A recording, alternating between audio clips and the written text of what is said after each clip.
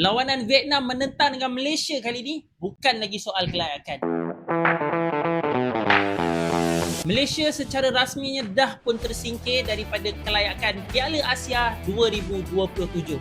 Semua benda ni berpunca daripada kes skandal naturalisasi. Beberapa perlawanan antara Malaysia dan beberapa tim dalam peringkat kumpulan tak dikira sebagai kemenangan dan dianggap sebagai forfeit.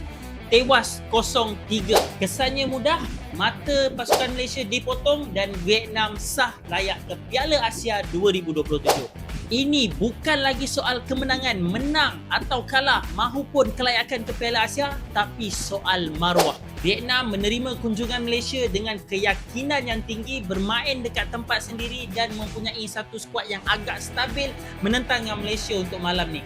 Kehilangan beberapa pemain utama dan rombakan pasukan yang terpaksa dilakukan hasil daripada skandal yang telah pun terjadi. Lebih pedih lagi sekarang ni, kepercayaan yang diberikan oleh peminat-peminat sekarang dah musnah dan lebih memeritkan lagi sejarah-sejarah kemenangan Malaysia di dalam peringkat kumpulan dah pun terpadam dalam sejarah.